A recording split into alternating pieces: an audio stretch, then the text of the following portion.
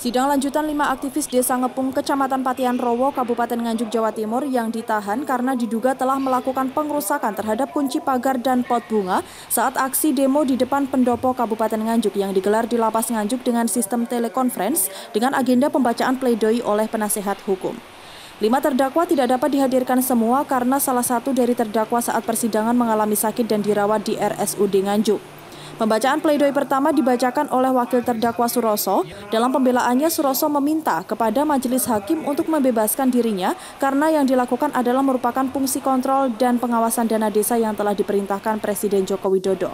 Selanjutnya, pledoi yang kedua dibacakan penasehat hukum Gundi Sintara. Dalam pledoinya, Gundi Sintara membeberkan bahwa kerusakan kunci dan pot bunga adalah tidak sesuai dengan fakta. Kerusakan sekecil itu dinilai 9 juta rupiah lebih, padahal Pemkab hingga saat ini belum mengeluarkan anggaran apapun untuk mengganti kerusakan tersebut, karena material yang rusak masih dalam masa perawatan rekanan. Saya itu tidak langsung pada membahas masalah teknis yuridisnya, tetapi saya membahas tentang deskripsi permasalahannya.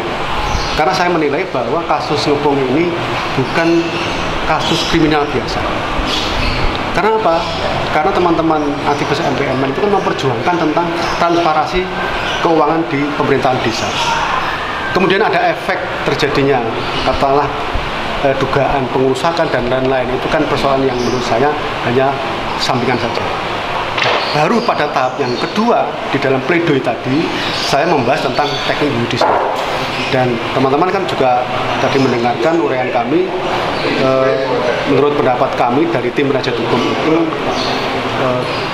tuntutan dakwaan JP itu memang tidak bisa dibuktikan. Untuk harga, Pak, harga kerusakan itu apakah sudah sesuai dengan yang diprediksikan? Pak? Itu juga lucu ya.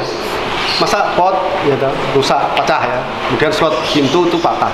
Masa sampai 9.400.000.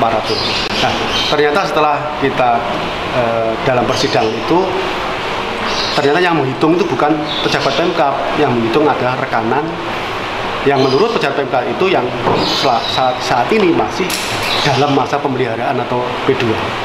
Sehingga Pemkab itu sebetulnya menurut saksi itu belum mengeluarkan uang dari APBD untuk biaya perbaikan slot itu.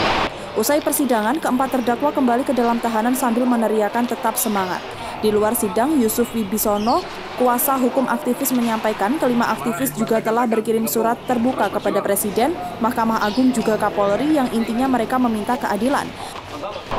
Saudara Sujati CS tadi tulis surat pada saya yang intinya dia sudah kirim surat ke Presiden minta keadilan terhadap hal ini.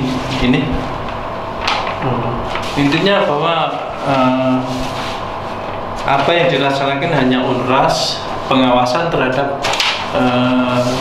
pelaksanaan ADD di desa, yang mana Presiden berkali-kali bahwa ADD harus diawasi oleh lembaga masyarakat. Salah satunya adalah Forum Peduli Masyarakat itu mengadakan pengawasan terhadap jalannya pemerintahan desa. Ini kok ditangkap gitu. Surat terbuka yang disampaikan Presiden telah dikirim, diharapkan kelima aktivis yang menuntut keterbukaan dana desa ini dapat dibebaskan. Dari Nganjuk, Haryadi Swandito, Garda TV.